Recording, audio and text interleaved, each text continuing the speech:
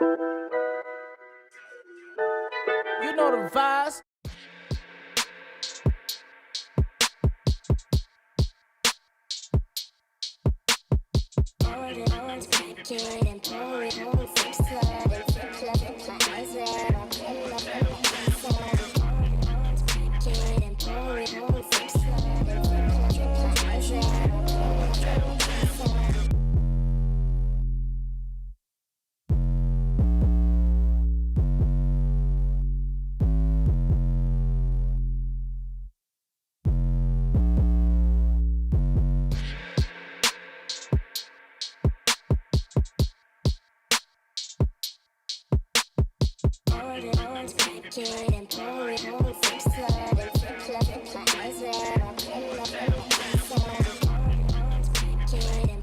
Today's a new day. I sped through the clutch job because y'all already seen a clutch get operated on before. Only difference with this thing is this whole engine case has to come off. Instead of just a clutch cover, we got the water pump and everything there, oil pump, all of this shit. So when this case cover comes off, fluid from the radiator, yes, you got it, coolant goes right down into the oil. Even though we just did an oil change, had to do another one. That sums that up. Today, we got a shock change. On the track, we were running this thing ragged. And I know it doesn't look like it. Certain portions where we do have full load on it, compression and extension looks like this.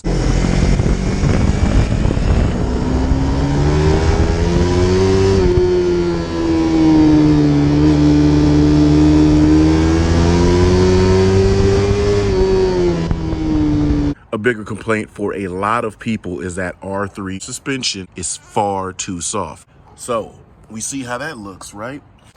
A lot of guys have a solution. Voila, looks dead ass similar.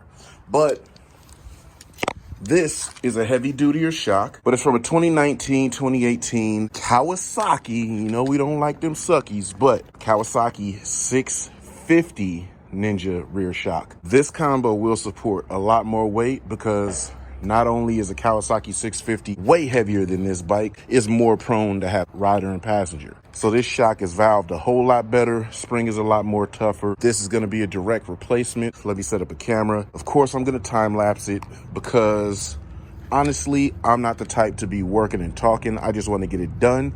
So that's why I'm explaining everything on the front side before I get the work done. And I'm about to get busy. Couple ways that you could do this. It's going to rest on the kickstand. I'm going to jack up this corner. It's going to lift the rear wheel and swing arm out. I'm going to get the nuts off the top, pull the bolts out.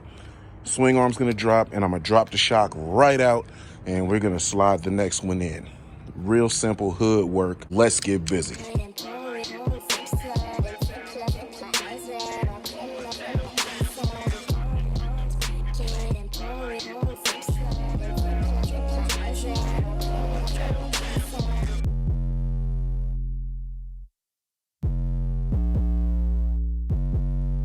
Woo! All right, job's done. We got this 2019 Ninja rear shock. I got the specs on it now. This is a 919-pound spring opposed to the R3's 800-pound spring. And this shock is valved way different. I don't know if you can see or tell the difference, but it's an inch higher in the rear.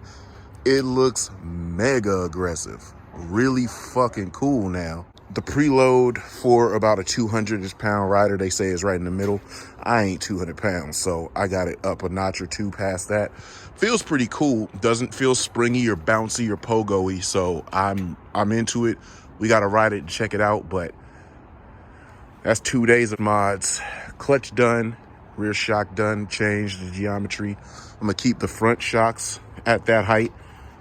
Typically, I would lower them a little bit in the fork tube, but that would be with the lower rear shock. But now we got a taller rear shock, so they can stay just like that. This thing should be killer now. I wasn't even tripping when I rode the R1. The R1 stopped so good with those EBCs. Definitely going to get a set of those for this. And that should be it. Tomorrow. Okay, final day. We got it all completed. Factory shock is in my hand. We keep these things because you never know. I may not like it. It may not work great. All of those things may be the end result of your hard work, but sometimes that's just how it goes. Matter of fact, I am going to bring this with me to the track when we do go to the track again. But for now, got some zinc. Went to Home Depot to get shit that fits. And maybe I would be a little bit more comfortable with about a 1/4 of an inch longer hardware, but I mean, it's all the way through. But other than that, looking pretty good. 2018 shock from Kawasaki 650R installed on this 2017 Yamaha R3. All I want to do now is just possibly add clip-ons.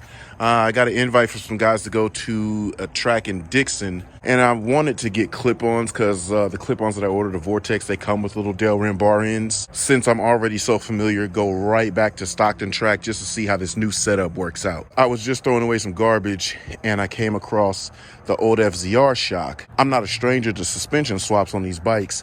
Matter of fact, let's go check the FZR out. So like as far as this bike, I'm no stranger in the suspension swapping category, right? Because this bike sat extremely too low. I didn't really know what to do at the time. I just was looking at suspensions and decided that a 2017 MT-07 rear shock fit. Now, that was a great modern upgrade, but it's not quite around the same vein as to what we've just done with the R3. Same thing with this front end. This is an 06 R6 front end on this old bike. I wanted it to have the same style, non-upside down forks, so I went with this setup.